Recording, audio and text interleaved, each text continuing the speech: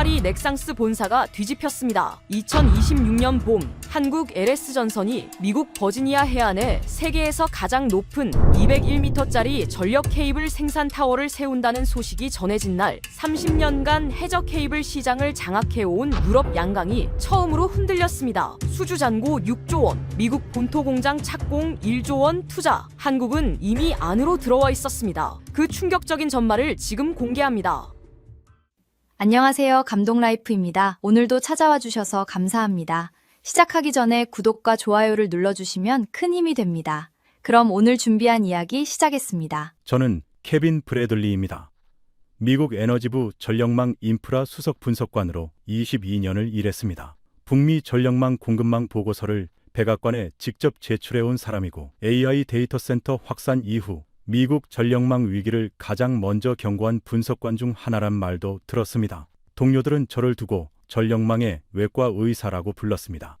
어디가 막히고 어디서 터지고 어떤 공급망이 미국의 목줄을 쥐고 있는지를 해부하는 사람이었습니다. 그 22년 동안 저는 전선 산업을 이렇게 봤습니다. 유럽이 만들고 미국이 사다 쓰는 것, 그리고 한국은 그 공식 어디에도 들어오지 않는 나라였습니다.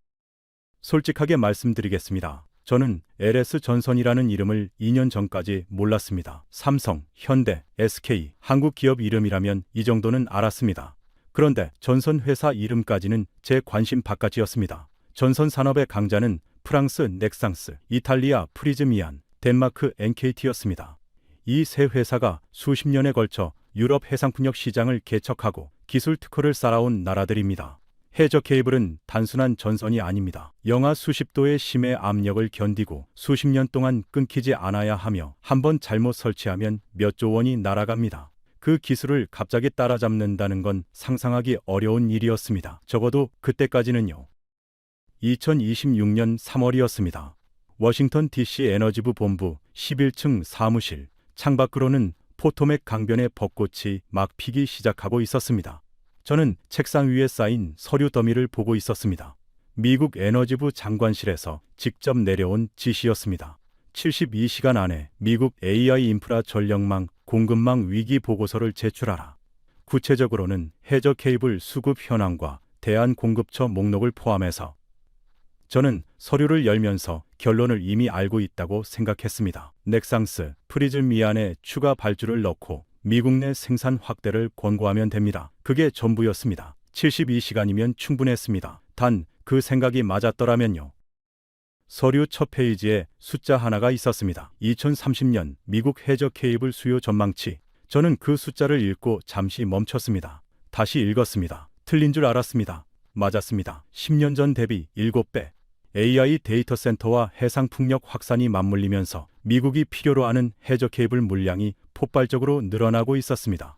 그런데 현재 넥상스와 프리즈미안의 미국향 공급 가능 물량을 합쳐도 수요의 40%를 채우지 못한다는 항목이 다음 페이지에 있었습니다. 60%가 비어 있었습니다. 저는 서류를 덮고 창밖을 바라봤습니다. 포토맥 강이 조용히 흐르고 있었습니다. 이건 간단한 보고서가 아니었습니다.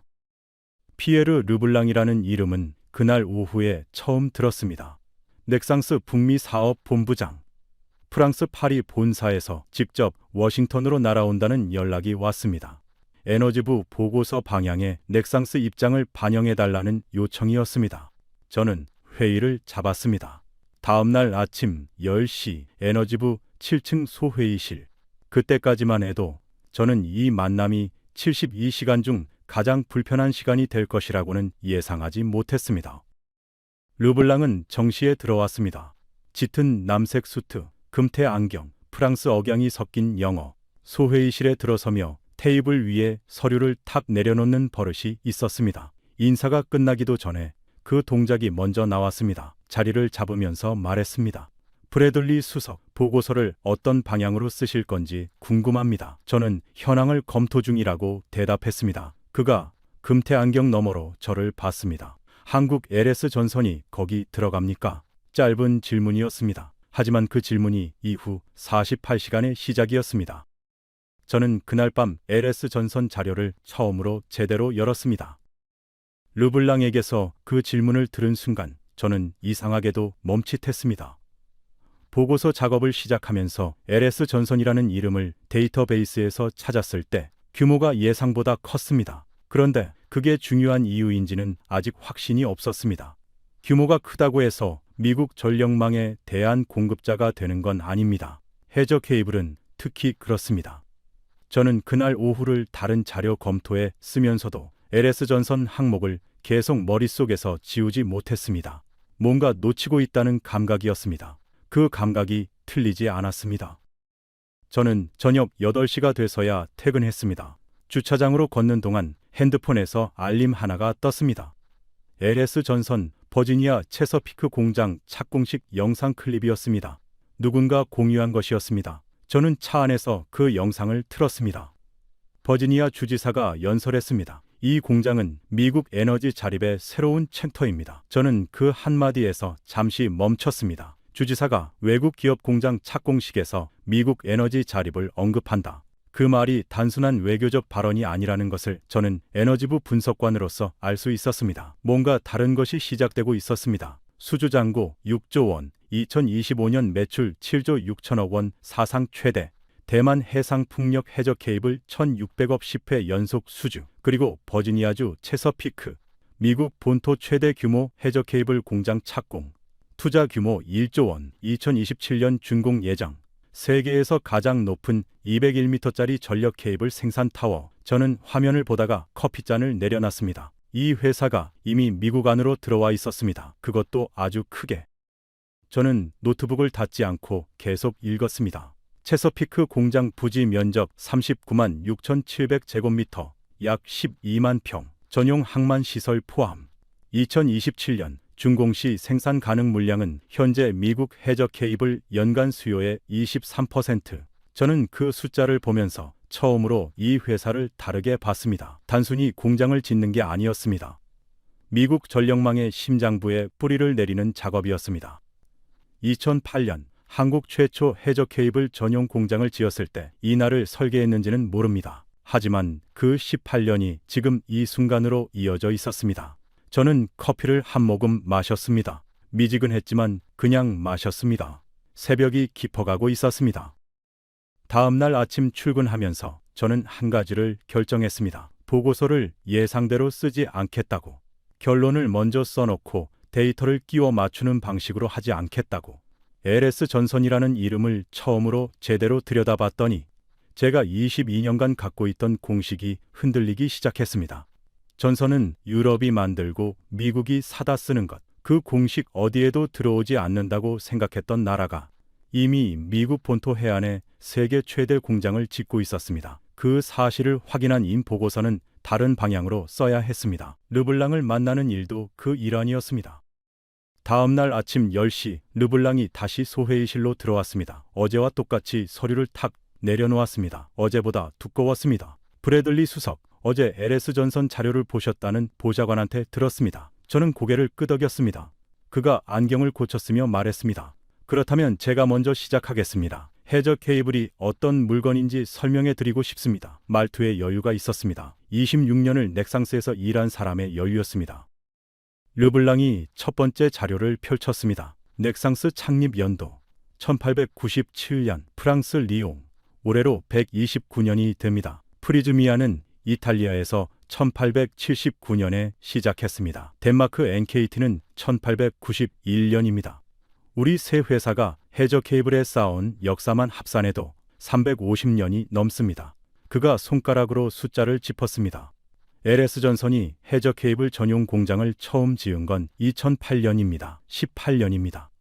18년과 129년, 브래들리 수석, 이 차이가 무엇을 의미하는지 아십니까?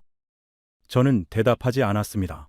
그가 계속했습니다. 해저 케이블은 경험이 쌓이는 시간만큼 기술이 쌓입니다. 영하 수십도 심해에서 수십 년 버티는 절연제, 수천 미터 수압을 견디는 외장, 수백 킬로미터를 끊김없이 전송하는 신호 처리. 이것은 교과서로 배우는 기술이 아닙니다. 실패와 보수와 재시공을 반복하며 몸으로 쌓는 기술입니다. LS 전선이 아무리 빠르게 성장해도 그 18년의 벽을 단기간에 넘기 어렵습니다. 르블랑이 서류를 덮으며 말했습니다. 수주잔고 6조가 인상적인 건 압니다. 하지만 미국 전력망 공급망 대안으로 넣기에는 검증이 부족합니다. 저는 그 말이 완전히 틀렸다고 생각하지 않았습니다. 그래서 더 조심스러웠습니다. 저는 고개를 끄덕였습니다. 맞습니다. 역사의 차이는 실제합니다. 르블랑이 처음으로 만족스러운 기색을 보였습니다. 그런데 한 가지 확인하고 싶은 게 있습니다. 저는 화면에 자료를 띄웠습니다. 세계 최초 500kV 90도 고온형 HVADC 케이블 상용화 LS 전선이 올해 착공한 동해안 신가평 사업에 적용되는 제품입니다. 르블랑 본부장님, 90도 고온형 HVADC 케이블을 상용화한 회사가 세계에 몇 곳이나 됩니까? 르블랑이 잠시 말을 멈췄습니다. 저는 계속했습니다. 한 곳입니다. LS 전선입니다. 넥상스도 프리즐 미안도 아직 이 수준의 제품을 상용화하지 못했습니다. 르블랑의 손이 테이블 위에서 멈췄습니다. 그가 각도를 바꿨습니다. 브래들리 수석, 국내 실적과 해외 실적은 다릅니다. 한국 내에서 세계 최초라는 건 알겠습니다. 그런데 실제 해외 시장 대형 프로젝트 납품 실적이 중요합니다. 저는 다음 자료를 올렸습니다. 대만 해상풍력 해저 케이블 1,600원 수주 10회 연속입니다. 말레이시아 전력공사 턴키 프로젝트 2차 연속 수주. 탕 설계부터 자재 공급, 포설 시공까지 전 과정을 단독으로 수행했습니다. 르블랑 본부장님, 설계부터 시공까지 전 공정을 혼자 할 수 있는 턴키 능력이 있는 회사가 세계에 몇 곳입니까? 르블랑이 금태 안경을 한번 밀어 올렸습니다. 대답은 하지 않았습니다. 바로 그때였습니다. 소회의실 문이 조용히 열리며 사라킴이 들어왔습니다. 에너지부 공급망 분석팀 선임 연구원이었습니다. 한국계 미국인, 조용한 말툰, 항상 파일을 손에 들고 다니는 사람이었습니다. 그녀가 제 옆에 파일 하나를 살짝 내려놓고 눈으로 신호를 보냈습니다. 저는 파일을 집어들었습니다. 표지에 작은 글씨가 적혀 있었습니다. LS 전선 버지니아 체서피크 공장 착공 현황 및 미국 전력망 파급 효과 분석. 저는 파일을 열었습니다. 손이 멈췄습니다. 예상보다 훨씬 큰 숫자가 거기 있었습니다.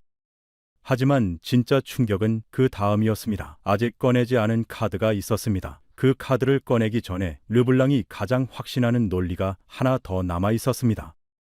저는 그날 밤 다시 LS 전선 자료를 열었습니다. 이번엔 재무 수치가 아니라 기술 이력을 봤습니다. 1962년 창립, 1970년대 구미 수출 산업단지 입주, 1990년대 초고압 케이블 국산화, 2008년 해저 케이블 전용 공장 착공, 2015년 제주 진도 HVDC 국내 첫 구축, 2023년 500kV 90kV 케이블 세계 최초 상용화.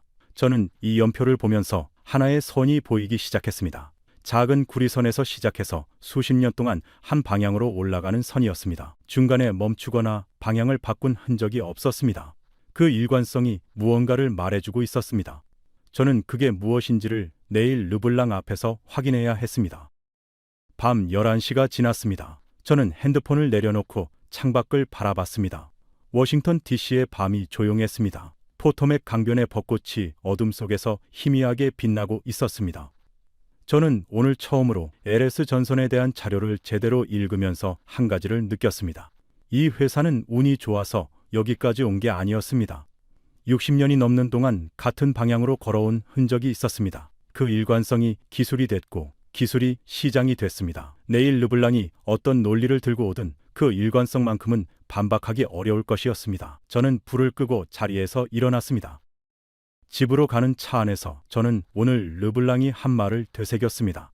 한국 LS 전선이 거기 들어갑니까? 그 짧은 질문 안에 많은 것이 담겨 있었습니다. 30년간 자기들이 지배해온 시장에 새로운 플레이어가 들어오는 것에 대한 경계심, 그런데 동시에 어느 정도는 알고 있다는 뉘앙스도 있었습니다.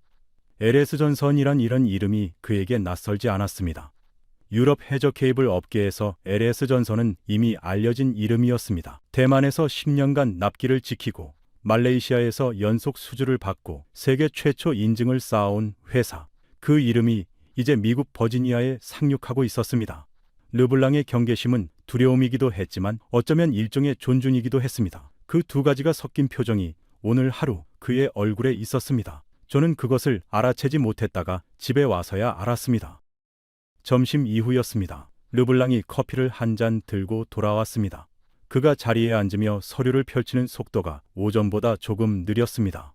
하지만 목소리에는 여전히 자신감이 있었습니다. 브래들리 수석, 이제 미국 시장 얘기를 해보겠습니다.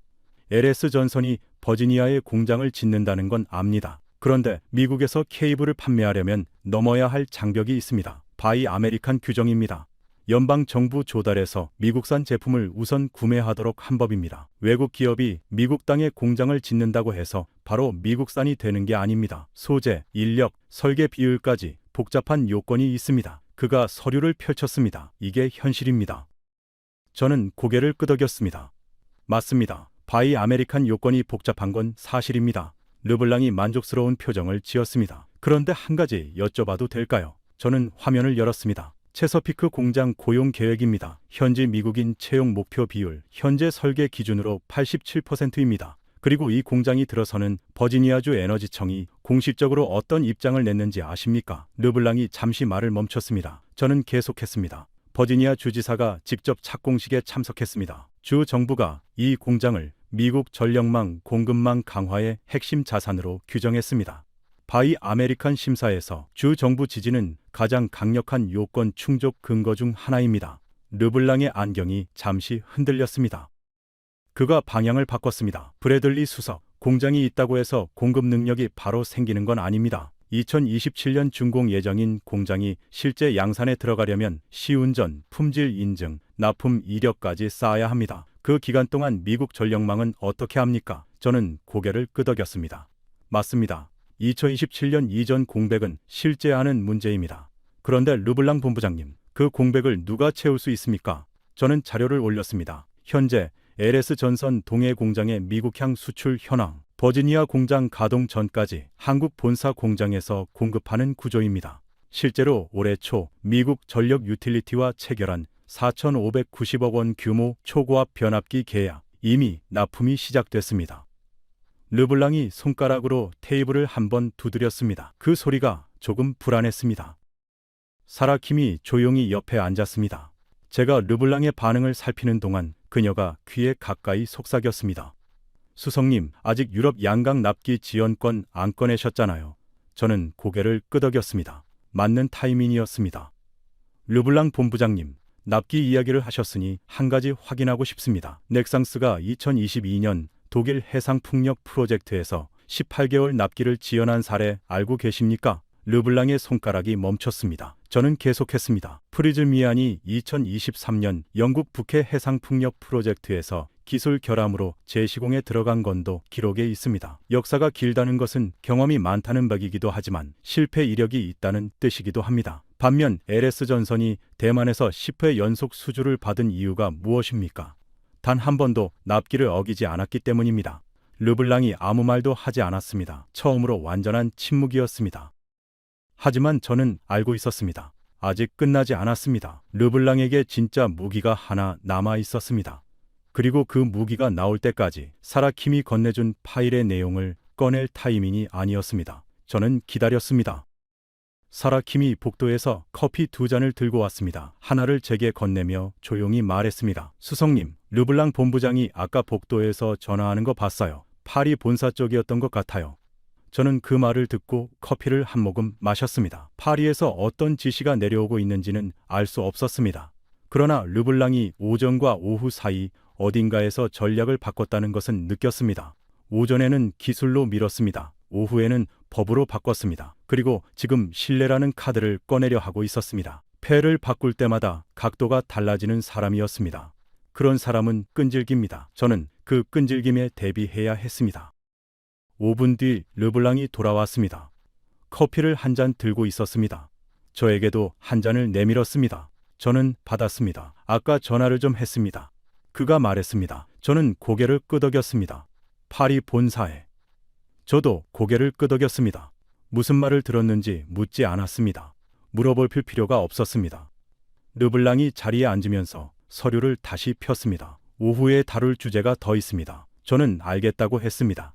그의 목소리가 오전보다 조금 낮아져 있었습니다. 파리 본사의 지시가 어떤 방향이었는지는 모르지만 르블랑 본인이 오전보다 조금 무거워진 것은 알 수 있었습니다. 그리고 그 무거움이 오후의 대화를 다르게 만들었습니다. 사라가 자리로 돌아가면서 말했습니다. 수석님, 제가 어젯밤에 LS 전선 납품 이력을 다 뽑아봤어요. 대만 10회 연속 수주가 화제긴 한데 사실 그보다 더 인상적인 게 있어요.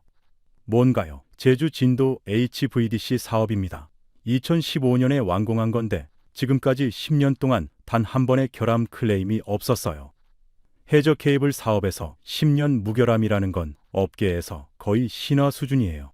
저는 그 말을 듣고 커피를 내려놨습니다. 10년 무결함. 그 숫자를 아직 르블랑에게 꺼내지 않았습니다. 타이밍이 있었습니다. 르블랑이 납기를 문제 삼을 때 꺼낼 카드였습니다. 오후 3시였습니다. 르블랑이 소회의실 창가에 잠시 서 있다가 돌아와 앉았습니다. 자료를 고르는 동작이 신중해졌습니다. 그가 새 파일을 꺼냈습니다. 얇았습니다. 하지만 표지를 보는 순간 제가 어떤 방향으로 오는지 알았습니다. 존스 액트, 미국 해상운송법이었습니다. 브래들리 수석, 지금까지 기술 이야기를 했습니다. 납기 이야기도 했습니다. 이제 가장 현실적인 이야기를 합시다. 존스 액트입니다. 미국 항구간 운송은 미국에서 건조된 미국인 소유, 미국인이 운항하는 선박만 가능합니다. 해저 케이블을 포설하는 선박도 마찬가지입니다. LS 전선의 해저 케이블 포설선이 미국 연안에서 작업하려면 이 법을 통과해야 합니다. 그리고 현재 LS 전선은 그 요건을 충족하는 선박을 보유하고 있지 않습니다. 르블랑이 파일을 탁 덮었습니다. 저는 고개를 끄덕였습니다. 맞습니다. 존스 액트, 걔는 실제 하는 장벽입니다. 르블랑이 처음으로 여유로운 표정을 되찾았습니다. 그런데 르블랑 본부장님, LS 마린 솔루션이라는 이름 들어보셨습니까? 그의 표정이 굳었습니다. LS 전선의 자회사입니다. 지난해 터키 테르산 조선소와 해저 케이블 포설선 건조 본 계약을 체결했습니다. 2027년 인도 예정인 이 선박은 건조 사양을 존스 액트 요건에 맞게 설계 중이고 미국 선급인 취득을 목표로 하고 있습니다. 버지니아 공장 준공 시점에 맞춰 포설 능력까지 갖추는 구조입니다. 르블랑이 파일에서 손을 떼지 않으면서 말했습니다. 그건 미래 계획 아닙니까? 지금 당장은 없습니다. 저는 고개를 끄덕였습니다. 맞습니다. 2027년 이전 미국 연안 단독 포설은 어렵습니다. 그런데 한 가지만 더 말씀드리겠습니다. 저는 화면을 바꿨습니다. 존스 액트, 면제 조항이었습니다. 국방 목적이나 에너지 안보 위기 시 존스 액트, 면제 신청이 가능합니다. 실제로 2021년 텍사스 동파 사태, 2005년 허리케인 카트리나 때 면제가 승인됐습니다. 그리고 지금 미국 AI 전력망 수급 위기는 에너지부가 공식 위기 등급으로 분류 중입니다. 면제 신청 요건이 이미 충족돼 있습니다. 르블랑이 파일을 천천히 내려놓았습니다. 덮지 않았습니다. 그냥 놓았습니다. 그 동작이 무언가를 포기하는 것처럼 보였습니다. 그래도 그는 입을 닫지 않았습니다. 아직 마지막 카드를 꺼내지 않은 표정이었습니다. 그리고 그 카드가 나왔습니다. 브래들리 수석, 저는 사실 한 가지를 걱정하는 겁니다. 기술도 납기도 존스 액트도 아닙니다. 신뢰의 문제입니다. 미국 전력망은 국가 핵심 인프라입니다. 그 인프라의 심장부에 해당하는 해저 케이블을 미국의 전통적 동맹인 유럽 기업이 아니라 아시아 기업에 맡기는 것이 과연 옳은 선택인가? 단순한 비즈니스 결정이 아닙니다. 정치적, 외교적 맥락이 있습니다. 그의 목소리가 처음으로 낮아졌습니다. 이 질문이야말로 제가 오늘 하고 싶었던 말입니다. 회의실이 잠시 조용해졌습니다. 저는 그 침묵을 서두르지 않았습니다. 그 질문이 오기를 기다리고 있었습니다. 왜냐하면 그 질문에 대한 대답이 바로 사라 킴이 건네준 파일 안에 있었기 때문입니다. 저는 파일을 천천히 펼쳤습니다. 그리고 진짜 핵심 숫자들이 화면에 올라왔습니다. 르블랑의 표정이 달라지기 시작했습니다. 그가 알고 있던 LS 전선이 아니었습니다. 저는 화면을 한 번 더 바꿨습니다. 글로벌 해저 케이블 시장 성장 전망이었습니다.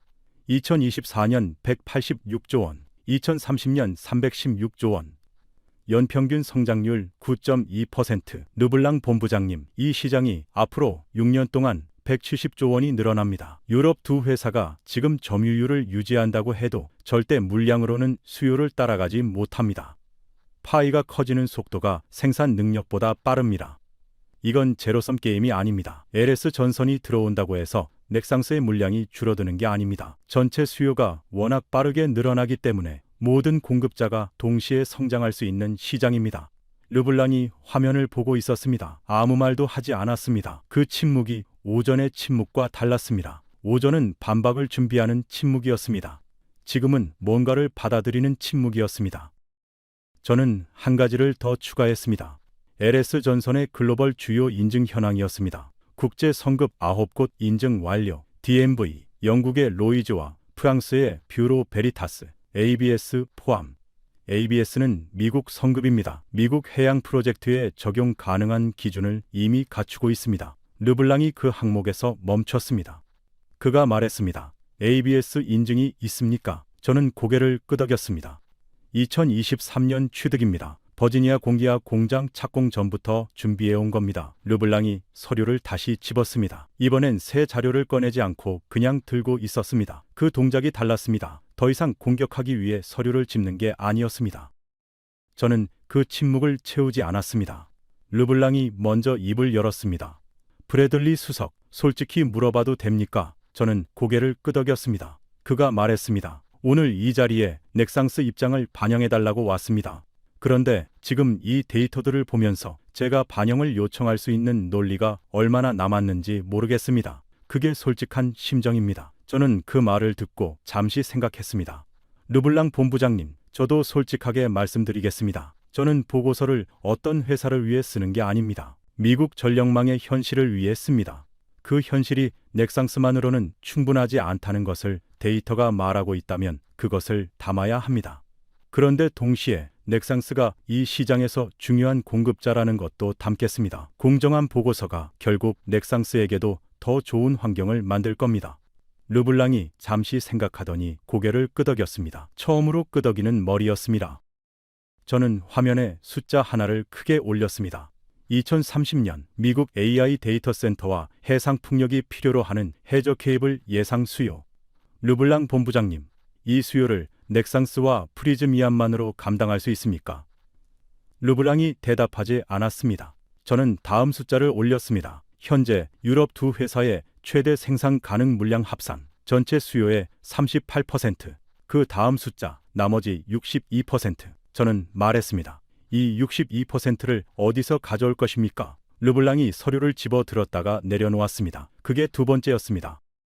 저는 계속했습니다. 유럽 양강의 현재 오더북을 보면 2030년까지 이미 물량이 꽉 차 있습니다. 북해 해상 풍력, 지중해 인터커넥터, 발트해 프로젝트, 유럽 내 수요만으로도 생산 라인이 포화 상태입니다. 미국으로 돌릴 여유가 없습니다. 르블랑 본부장님, 저는 이게 불편한 사실이라는 걸 압니다. 그런데 숫자가 그렇게 말하고 있습니다. 르블랑이 금태 안경을 밀어 올렸습니다. 목소리에 처음으로 날이 빠졌습니다. 브래들리 수석, 그렇다면 어떻게 합니까? 저는 대답하지 않고 마지막 자료를 올렸습니다. LS 전선 2025년 수주잔고 내역, 미국향 비중, 그리고 버지니아 공장 완공 이후 예상 생산량 시뮬레이션. 화면에 숫자들이 정렬됐습니다. LS 전선 체서피크 공장 완공 시 미국 해저 케이블 수요의 23%를 단독 공급 가능. 현재 유럽 두 회사의 미국 공급 가능 비율 38%와 합산하면 61%, 나머지 39%는 여전히 부족하지만 LS 전선 없이는 지금보다 훨씬 큰 공백이 생깁니다.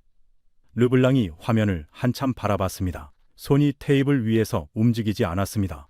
저는 말했습니다. 신뢰의 문제를 말씀하셨습니다. 저도 그 문제를 생각했습니다. 그런데 르블랑 본부장님, 신뢰는 역사가 만드는 것이기도 하지만 현재 실적이 증명하는 것이기도 합니다. 대만전력공사가 10년 동안 같은 회사에 10번 연속 주문을 넣는 데는 이유가 있습니다. 그 이유가 신뢰가 아니라면 무엇입니까?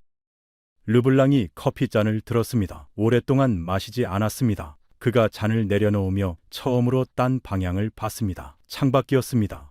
그 동작이 무언가를 계산하는 것처럼 보이지 않았습니다. 무언가를 인정하려는 것처럼 보였습니다. 저는 그 순간을 서두르지 않았습니다. 아직 꺼내지 않은 게 있었습니다. 숫자로는 전달할 수 없는 이야기가 있었습니다. 그리고 그 이야기를 꺼낼 때가 되면 사라 킴이 알려줄 것이었습니다. 그녀가 조용히 제 옆에 앉으며 말했습니다. 수석님, 제 아버지 이야기해도 될까요? 저는 그녀를 바라봤습니다. 이 타이밍에 그 이야기를 꺼내는 이유를 알았습니다. 르블랑의 마지막 벽은 데이터로 허물 수 없는 벽이었습니다. 감정이 필요했습니다. 저는 고개를 끄덕였습니다. 사라가 르블랑을 바라봤습니다. 그리고 말을 시작했습니다.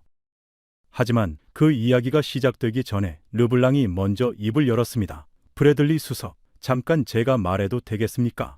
저는 멈췄습니다. 그가 천천히 말했습니다. 저도 알고 있었습니다. 수요 공백이 있다는 걸, 넥상스 혼자서 미국 수요를 다 감당할 수 없다는 걸. 그럼에도 이 자리에서 제가 강하게 나온 이유가 있습니다. 그가 잠시 멈췄습니다. 그리고 아주 낮은 목소리로 말했습니다. LS 전선이 미국 시장에 들어오면 우리 유럽 회사들의 입지가 좁아집니다. 그게 두렵습니다. 저는 그 솔직함이 예상 밖이었습니다. 회의실이 조용해졌습니다. 저는 그 솔직함을 예상하지 못했습니다. 26년을 넥상스에서 일한 사람이 경쟁자 앞에서 두렵다고 말하는 것, 그 말 하나가 오늘 하루 중 가장 진솔한 순간이었습니다. 저는 잠시 생각했습니다. 그리고 말했습니다. 르블랑 본부장님, 저도 비슷한 두려움을 가진 적이 있습니다. 2010년대 중반에 중국 전선 회사들이 미국 시장을 공략하기 시작했을 때 저는 그걸 위협으로 봤습니다. 그런데 지금 생각하면 그 위협이 미국 전선 산업을 더 경쟁력 있게 만들었습니다. LS 전선도 마찬가지입니다. 경쟁은 무서운 게 아닙니다. 경쟁이 없는 독점이 더 무섭습니다. 르블랑이 저를 봤습니다. 표정이 달라졌습니다. 방어적이지 않았습니다. 그가 낮게 말했습니다. 맞는 말입니다. 저도 압니다. 다만 말처럼 쉽지 않습니다. 저는 고개를 끄덕였습니다. 그 말도 맞았습니다. 회의실에 짧은 침묵이 흘렀습니다. 저는 그 침묵 속에서 하나를 떠올렸습니다. 미국 전력망 역사에서 외국 기업이 핵심 인프라 공급자로 인정받게 된 사례들. ABB, 지멘스, 히타치. 이 회사들도 처음엔 미국 시장에 낯선 이름이었습니다. 그런데 지금은 미국 전력망의 필수 공급자들입니다. 신뢰는 국적으로 만들어지지 않습니다. 납기, 품질, 협력, 그 세 가지가 쌓이면 신뢰가 됩니다. 르블랑 본부장님, LS 전선이 대만에서 10년 동안 그 세 가지를 쌓았습니다. 그 기록이 미국에서도 같은 신뢰를 만들어낼 이유가 됩니다. 르블랑이 커피잔을 들었습니다. 이번엔 바로 마셨습니다. 그 동작이 오전과 달랐습니다. 버티는 동작이 아니라 생각하는 동작이었습니다. 사라킴이 조용히 한마디를 더 했습니다. 브래들리 수석님, 제가 한 가지 더 추가해도 될까요? 저는 고개를 끄덕였습니다. 사라가 말했습니다. LS 전선이 체서피크 공장 착공 이후 버지니아주와 체결한 지역 협력 협약 내용입니다. 10년간 지역 대학과 산학 협력, 지역 협력 업체 우선 발주, 지역 환경 기준 초과 달성. 이건 공장을 짓고 물건을 파는 회사의 계획이 아닙니다. 미국에 뿌리를 내리겠다는 회사의 계획입니다. 르블랑이 그 목록을 읽었습니다. 아무 말도 하지 않았습니다. 그 침묵이 가장 길었습니다. 사라킴이 조용히 두 사람 사이에 파일 하나를 내려놓았습니다. LS 전선이 미국 전력 유틸리티 업체들과 체결한 예비 공급 협약 목록이었습니다. 저는 르블랑이 그 목록을 보도록 파일을 그쪽으로 밀었습니다. 미국 동남부 최대 전력 유틸리티, 버지니아주 전력공사, 노스캐롤라이나 에너지 그리드. 아직 확정 계약이 아닌 예비 협약 단계였습니다. 하지만 미국 주요 전력 공급자들이 이미 LS 전선과 대화를 시작했다는 신호였습니다. 르블랑이 목록을 읽었습니다. 그가 말했습니다. 이게 언제 체결된 겁니까? 사라가 대답했습니다. 올해 1분기입니다. 버지니아 공장 착공 발표 이후입니다. 르블랑이 파일을 덮었습니다. 말이 없었습니다. 저는 잠시 기다렸다가 마지막 카드를 꺼냈습니다. 미국 에너지부 에너지 안보 위기 공식 분류 현황이었습니다. 2025년 4분기부터 AI 전력망 공급 부족이 에너지 안보 위기 등급으로 분류됐습니다. 르블랑 본부장님, 존스 액트. 면제는 이 등급에서 행정 절차만으로 가능합니다. 의회 입법이 필요 없습니다. 그리고 에너지부는 이미 그 절차를 내부적으로 검토 중입니다. 르블랑이 손을 테이블 위에 내려놓았습니다. 손깍지를 꼈습니다. 방어적인 자세였지만 반박을 준비하는 자세는 아니었습니다. 생각하는 자세였습니다. 저는 그 차이를 알 수 있었습니다. 22년 동안 회의실에서 그 차이를 수없이 봐왔습니다. 르블랑이 오늘 처음으로 반박이 아닌 생각을 하고 있었습니다. 저는 다음 자료를 올렸습니다. 해저 케이블 설치 사고율 비교였습니다. 2015년부터 2025년까지 10년간 글로벌 해저 케이블 주요 공급사별 결함 발생 건수 넥상스 12건, 프리즈미안 9건, NKT 7건, LS전선 0건. 르블랑이 그 숫자에서 멈췄습니다. 저는 설명을 덧붙였습니다. 제주 진도 HVDC 2015년 준공 이후 10년 무결함, 대만 해상풍력 프로젝트 10회 연속 납기 준수, 말레이시아 터키 2차 연속 수주. 이건 운이 아닙니다. 반복 가능한 품질 관리 체계가 있다는 증거입니다. 르블랑이 안경을 밀어 올리는 동작을 멈췄습니다. 그 버릇이 오늘 처음으로 나오지 않았습니다. 그가 잠시 후 말했습니다. 0건, 그게 진짜 수치입니까? 저는 고개를 끄덕였습니다. 에너지부 공급망 팀이 독립적으로 집계한 수치입니다. 사라킴이 보조 자료를 화면에 올렸습니다. 각 프로젝트별 검수 결과가 첨부돼 있었습니다. 르블랑이 그것을 한참 봤습니다. 그리고 아주 낮게 말했습니다. 인상적이군요. 제가 22년 동안 공급망 분석을 하면서 경쟁사 임원에게서 인상적이군요라는 말을 들은 건 거의 없었습니다. 그 두 글자가 이날 회의에서 가장 작은 동시에 가장 무거운 말이었습니다. 그런데 르블랑이 다시 입을 열었습니다. 브래들리 수석, 기술 이야기는 충분히 들었습니다. 그런데 비용은 어떻습니까? LS전선 제품이 좋다는 건 인정합니다. 그런데 넥상스나 프리즈미안과 비교해서 가격 경쟁력이 있습니까? 대규모 미국 프로젝트에서 가격 차이가 얼마나 나는지 보셨습니까? 저는 고개를 끄덕였습니다. 봤습니다. 사라킴이 자료를 올렸습니다. 2025년 기준 동급 HVDC 해저 케이블 가격 비교였습니다. LS전선, 넥상스, 프리즈미안 세 회사 모두 포함됐습니다. 르블랑이 화면을 봤습니다. 그리고 잠시 멈췄습니다. 가격 차이가 크지 않았습니다. 저는 말했습니다. 비슷한 가격대에서 납기와 품질로 경쟁한다면 대만에서 10년의 기록이 있는 쪽이 유리합니다. 르블랑이 아무 말도 하지 않았습니다. 사라킴이 말을 시작했습니다. 르블랑 본부장님, 제 아버지가 1970년대에 경상북도 구미에 있는 전선 공장에서 일했습니다. 저는 그녀가 무슨 이야기를 꺼내는지 알았습니다. 르블랑이 그녀를 바라봤습니다. 사라가 계속했습니다. 아버지가 거기서 처음 일을 시작했을 때 한국이 수출한 전선의 대부분은 저압 구리선이었습니다. 전구를 켜는 수준의 전선이었습니다. 아버지 세대가 그 공장에서 야근을 하면서 한 말이 있었다고 합니다. 이걸로 나라를 살린다고. 전선 한 가닥이 수출 외화가 되고 그 외화가 이 나라의 밥이 된다고. 르블랑이 안경을 고쳐 쓰지 않았습니다. 그냥 그녀를 보고 있었습니다. 사라가 계속했습니다. 그 아버지 세대가 쌓아온 것 위에 LS전선이 있습니다. 1962년에 설립된 회사입니다. 처음엔 단순 전선 회사였습니다. 그 회사가 2008년에 한국 최초 해저 케이블 전용 공장을 지었고 18년을 쌓아서 세계 최초 500kV 90도 케이블을 상용화했습니다. 그리고 지금 미국 버지니아에 1조 원을 들여 공장을 짓고 있습니다. 아버지가 구미 공장에서 저압 구리선을 감던 그 손에서 시작된 이야기가 지금 미국 대륙 해안에 세계에서 가장 높은 케이블 생산 타워로 올라가고 있는 겁니다. 회의실이 완전히 조용해졌습니다. 저는 사라를 바라봤습니다. 그녀의 눈가가 약간 붉어져 있었습니다. 저도 목이 메는 것을 느꼈습니다. 22년을 에너지부에서 일하면서 공급망 보고서를 쓰면서 이런 감각을 느껴본 적이 없었습니다. 르블랑이 테이블 위의 서류를 한번 바라봤습니다. 그리고 천천히 눈을 들었습니다. 그의 표정이 처음으로 달라졌습니다. 방어하는 표정이 아니었습니다. 저는 다시 말을 이었습니다. 르블랑 본부장님, 신뢰는 하루아침에 생기는 게 아닙니다. 맞습니다. 넥상스의 129년이 그 증거입니다. 그런데 LS전선도 마찬가지입니다. 1962년부터 60년이 넘었습니다.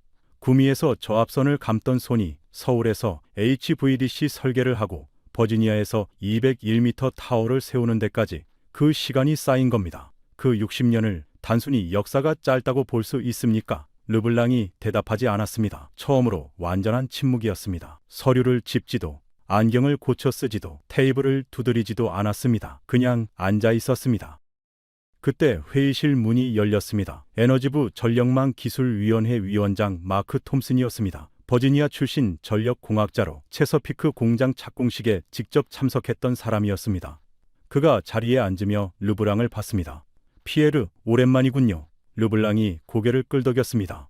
톰슨이 테이블 위 자료들을 훑어봤습니다. 그리고 저를 바라보며 말했습니다.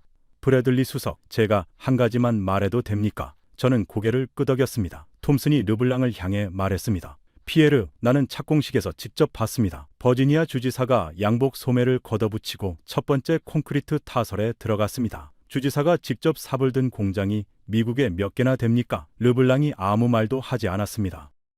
마크 톰슨이 가방에서 파일 하나를 꺼냈습니다. 그가 테이블 한자리에 앉으면서 주위를 한번 훑어봤습니다. 르블랑의 표정, 사라의 표정, 제 표정. 뭔가 무거운 것이 이 방 안에 있다는 것을 그도 느낀 것 같았습니다. 그가 커피를 한 모금 마시며 말했습니다. 제가 늦게 왔군요. 저는 아닙니다. 적당한 타이밍입니다. 라고 대답했습니다. 톰슨이 웃었습니다. 에너지 공학자 특유의 건조하고 짧은 웃음이었습니다. 그리고 파일을 꺼냈습니다. 이걸 두 분께 드리고 싶어서 왔습니다. 그가 테이블 위에 놓았습니다. 미국 에너지부 전력망 공급망 위기 긴급 평가 보고서 초안이었습니다. 저는 표지를 봤습니다. 제가 제출해야 할 보고서와 같은 주제였습니다. 톰슨이 말했습니다. 이건 제가 지난 6개월 동안 독자적으로 작성한 겁니다. 결론 두 줄만 읽어드리겠습니다. 그가 파일을 펼쳤습니다. 2030년까지 미국 해저 케이블 공급 부족분은 유럽 공급사 단독으로는 해결 불가능하다. 현재 검증 가능한 유일한 보완 공급자는 LS 전선이다. 그가 파일을 덮었습니다. 이게 6개월 분석의 결론입니다. 르블랑이 그 파일을 바라봤습니다. 5초가 흘렀습니다. 10초가 흘렀습니다. 저는 그 침묵을 방해하지 않았습니다. 15초가 지났습니다. 르블랑이 천천히 자신의 서류를 집었습니다. 자신이 아침부터 들고 다닌 바인더였습니다. 그가 그것을 가방에 넣었습니다. 빠른 동작이 아니었습니다. 아주 천천히 조심스럽게 넣었습니다. 그리고 처음으로 앉은 자세가 달라졌습니다. 등을 꼿꼿이 세우던 그가 조금 무게를 내려놓은 자세가 됐습니다. 르블랑이 입을 열었습니다. 브래들리 수석, 제가 오늘 불편한 역할을 했습니다. 저는 아무 말도 하지 않았습니다. 그가 계속했습니다. 저도 압니다. 넥상스만으로는 부족합니다. 다만 유럽 회사들의 입장에서 이 시장이 어떻게 재편되는지가 두려운 겁니다. 저는 고개를 끄덕였습니다. 당연한 두려움입니다. 그리고 그 두려움이 잘못된 것도 아닙니다. 경쟁은 시장을 더 강하게 만듭니다. LS 전선이 미국에 들어오면 넥상스도 더 혁신해야 합니다. 그게 미국 전력망에는 더 좋은 결과를 만듭니다. 르블랑이 잠시 생각했습니다. 그리고 말했습니다. 맞는 말입니다. 저는 그 인정이 작은 것처럼 들렸지만 26년 경력의 사람에게서 나온 말이라는 걸 알았습니다. 작은 것이 아니었습니다. 톰슨이 일어서며 말했습니다. 브래들리, 보고서 잘 마무리하시고요. 그가 르블랑을 보며 말했습니다. 피에르, 같이 식사 한번 합시다. 오랜만에 파리 이야기나 하면서. 르블랑이 처음으로 웃었습니다. 짧고 작은 웃음이었지만 오늘 하루 중 처음이었습니다. 톰슨이 문을 나갔습니다. 소회의실에 저와 르블랑, 사라 키인이 남았습니다. 르블랑이 커피잔을 들었습니다. 이번엔 마셨습니다. 다 식어 있었지만 그는 내려놓지 않고 끝까지 마셨습니다. 그 동작이 뭔가를 마무리하는 것처럼 보였습니다. 그가 자리에서 일어서며 저를 봤습니다. 브래들리 수석, 한 가지는 확실히 해두고 싶습니다.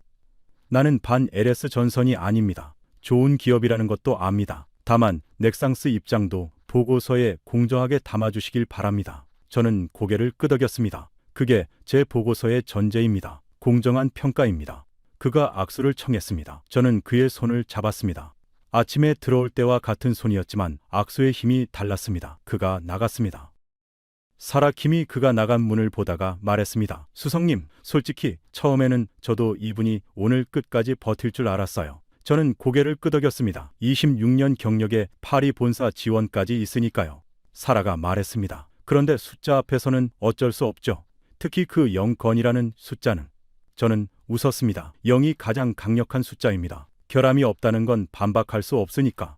사라가 파일을 정리하다가 멈췄습니다. 수석님, 그 대만 10년 무결함 기록이 LS전선 내부에서 어떻게 만들어졌는지 아세요? 저는 모른다고 했습니다. 그녀가 말했습니다. 한 팀이 10년 내내 그 프로젝트 사후 관리를 전담했대요. 납품하고 끝이 아니라 그 케이블이 바닷속에서 어떻게 작동하는지를 10년 동안 모니터링했대요. 그 기록이 0건을 만든 겁니다. 저는 그 말을 듣고 노트북을 열었습니다. 그 내용을 보고서에 넣어야 했습니다. 소회의실 문이 닫혔습니다. 테이블 위에 톰슨이 두고 간 파일이 남아 있었습니다. 르블랑의 바인더는 사라졌습니다. 저는 자리에 앉아 노트북을 열었습니다. 보고서 결론란에 커서가 깜빡이고 있었습니다. 72시간 중 마지막 몇 시간이 남아 있었습니다. 사라 킴이 옆에서 말했습니다. 수석님, 아버지한테 오늘 이야기 해드려야겠어요. 저는 그녀를 바라봤습니다. 구미 공장에서 전선을 감던 그 손이 버지니아에서 무슨 일이 벌어지고 있는지 알면 뭐라고 할까요? 사라가 잠시 생각했습니다. 아마 잘됐다고 할 것 같아요. 그리고 더 잘해야 한다고 할 것 같아요. 저는 그 말을 듣고 처음으로 미소가 났습니다. 보고서를 쓰면서 미소를 짓는 건 22년 만에 처음이었습니다. 저는 타이핑을 시작했습니다. 보고서를 쓰면서 저는 처음으로 두 나라의 이름을 나란히 놓았습니다. 미국과 한국. 1950년 미국이 한국을 위해 태평양을 건넌 나라. 그 나라가 70년을 버텨서 지금 미국 버지니아 해안에 뿌리를 내리고 있었습니다. 구미에서 저 앞 구리선을 감던 손의 후손이 201m 케이블 타워를 세우고 있었습니다. 저는 이게 단순한 비즈니스가 아니라는 것을 알았습니다. 어떤 나라가 수십 년을 포기하지 않고 올라온 이야기였습니다. 그리고 그 나라의 이야기가 지금 미국 전력망 보고서의 한 챕터가 됐습니다. 저는 그 사실이 무겁고도 감사하게 느껴졌습니다. 보고서를 제출하고 에너지부 청사를 나온 것은 저녁 6시였습니다. 3월의 워싱턴 하늘이 주황빛으로 물들고 있었습니다. 포토맥 강변을 따라 걸었습니다. 벚꽃이 이틀 전보다 더 많이 피어 있었습니다.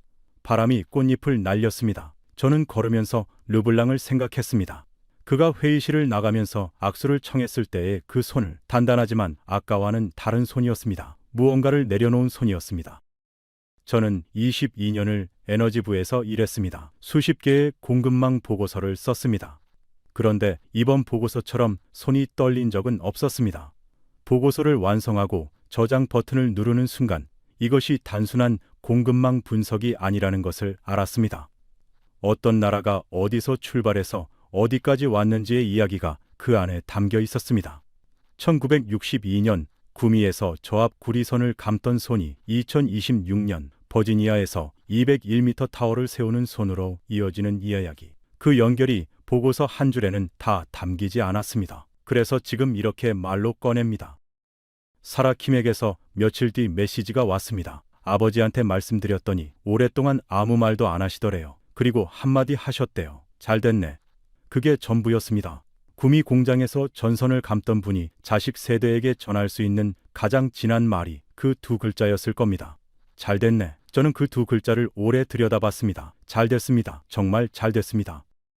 보고서가 에너지부 장관실에 올라간 다음 날 생각지 못한 곳에서 연락이 왔습니다. 구글 에너지 인프라 팀장이었습니다.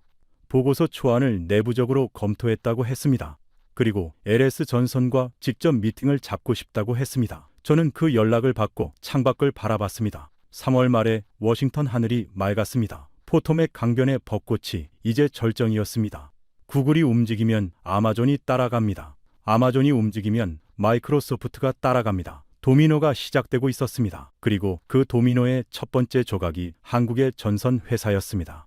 버지니아 해안에 201m 타워를 세우고 있는 회사. 60년 전 구미에서 저 앞 구리선을 감던 회사의 후신이 마크 톰슨에게서도 연락이 왔습니다. 브래들리 버지니아 주 에너지청에서 LS 전선 공장 관련 자문을 요청해 왔어요. 같이 하겠습니까? 저는 잠시 생각하지 않았습니다.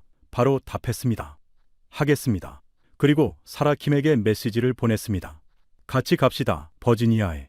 그녀에게서 답이 왔습니다. 아버지한테 얘기했더니 가서 잘 보고 오라고 하셨어요. 전선 한 가닥이 나라를 바꾼다고 했습니다. 1970년대 구미 공장 용접공이 꿈에도 몰랐던 것을 2026년 버지니아 해안이 증명하고 있습니다. 대한민국이 전 세계에 증명했습니다. 포기하지 않으면 길은 반드시 열린다는 것을. 그리고 그 길은 언제나 현장에서 사람의 손에서 만들어진다는 것을. 사라 킴은 보고서가 에너지부 장관실에 접수됐다는 확인 메일을 보내왔습니다. 그 메일 아래에 짧은 한 줄이 있었습니다. 수석님, 아버지가 이 보고서가 세상에 나왔으면 좋겠다고 하셨어요. 저는 그 한 줄을 읽으면서 처음으로 보고서 한 편이 어떤 사람의 삶과 닿아 있다는 것을 느꼈습니다.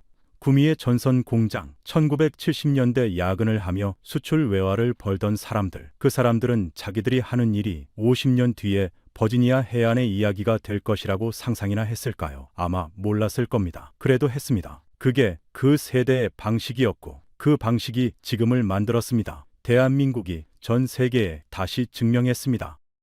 그로부터 일주일 뒤 보고서는 에너지부 내부 검토를 통과했습니다. 그리고 예상하지 못한 일이 벌어졌습니다. 보고서가 배포된 직후 버지니아주 상원에너지위원회에서 연락이 왔습니다. 이 보고서를 청문회 자료로 사용하고 싶다는 것이었습니다. 그리고 LS전선 경영진을 청문회에 초청하고 했습니다. 저는 그 연락을 받고 창밖을 봤습니다. 포토맥 강변의 벚꽃이 이제 지고 있었습니다. 꽃잎이 강 위로 떨어지고 있었습니다. 주의회가 외국 기업을 청문회에 초청하는 건 이례적인 일이었습니다. 그런데 버지니아 주 상원이 그 이례적인 결정을 내렸습니다. 르블랑이 이 소식을 들으면 어떤 표정을 지을지 궁금했습니다. 사라 킴에게서 메시지가 왔습니다. 수석님, 르블랑 본부장이 파리로 돌아가기 전에 잠깐 보자고 했어요. 저는 시간을 잡았습니다. 에너지부 로비 커피숍이었습니다. 르블랑이 늦지 않게 왔습니다. 어제와 같은 남색 수트였지만 금태 안경을 벗고 있었습니다. 그게 달랐습니다. 그가 자리에 앉으면서 말했습니다. 브래들리 수석, 이번에 많이 배웠습니다. 저는 그 말이 무슨 뜻인지 알았습니다. 그가 계속했습니다. 넥상스도 변해야 합니다. 미국 시장에서 우리의 접근 방식을 바꿔야 합니다. LS 전선처럼 현지 공장을 세우는 방향을 검토하겠습니다. 저는 그 말을 듣고 커피를 한 모금 마셨습니다. 경쟁이 시장을 더 강하게 만든다고 했습니다. 그 말이 이미 작동하고 있었습니다. 그가 일어서며 손을 내밀었습니다. 이번엔 먼저 악수를 청하지 않았습니다. 제가 먼저 손을 내밀었습니다. 그가 잡았습니다. 단단한 악수였습니다. 파리 본사로 돌아가는 사람의 악수가 아니라 뭔가를 다짐하는 사람의 악수였습니다. 그가 문을 향해 걸어가다가 한번 돌아봤습니다. 버지니아 공장 준공식에 초대해 주십시오. 저는 고개를 끄덕였습니다. 꼭 그렇게 하겠습니다. 그가 문 벌어 밖으로 나갔습니다. 커피숍에 저 혼자 남았습니다. 창밖으로 포토맥 강이 보였습니다. 강물이 오늘도 조용히 흐르고 있었습니다. 포토맥 강변을 걸으면서 저는 22년 전 에너지부에 처음 출근하던 날을 떠올렸습니다. 르블랑도 그날 버지니아에 왔습니다. 201m 타워 기초 공사가 진행되고 있는 현장 앞에서 그는 한동안 아무 말도 하지 않았습니다. 사라 킴의 아버지가 구미 공장에서 저 앞 구리선을 감던 시절 이 타워가 세워질 것이라고 아무도 몰랐습니다. 르블랑이 작게 말했습니다. 인상적입니다. 두 번째 인상적이군요 였습니다. 하지만 오늘의 그 두 글자는 회의실에서보다 더 무겁게 들렸습니다. 현장에서 나온 말이었으니까요. 그때 상관이 저에게 한 말이 있었습니다. 케빈, 공급망은 숫자로 보는 게 아닙니다. 사람이 만드는 겁니다. 저는 그 말의 의미를 그때 완전히 이해하지 못했습니다. 22년이 지나서야 구미 공장의 전선 기술자와 버지니아 해안의 케이블 타워가 같은 이야기의 앞뒤라는 것을 알고서야 그 말이 무슨 뜻인지 알았습니다. 공급망은 사람이 만듭니다. 그리고 그 사람들이 포기하지 않을 때 공급망은 세계를 바꿉니다. 전선 한 가닥이 나라를 바꾼다고 했습니다. 1970년대 그 말을 믿으며 야근을 했던 사람들, 그분들이 옳았습니다. 대한민국은 그것을 증명했습니다. 그리고 지금도 증명하고 있습니다. 버지니아로 가는 날 아침, 사라 킴이 제 차에 탔습니다. 그녀는 조수석에 앉으면서 말했습니다. 수석님, 아버지가 한 가지 부탁하셨어요. 저는 핸들을 잡으며 물었습니다. 뭐라고요? 현장 가면 용접 불꽃 보이면 사진 찍어달라고요.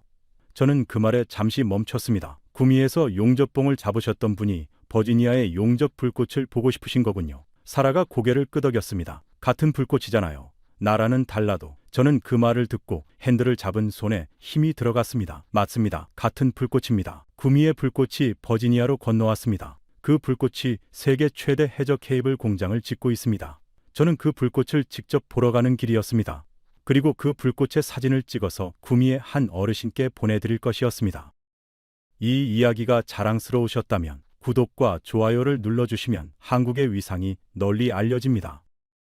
지금까지 감동 라이프였습니다. 감사합니다.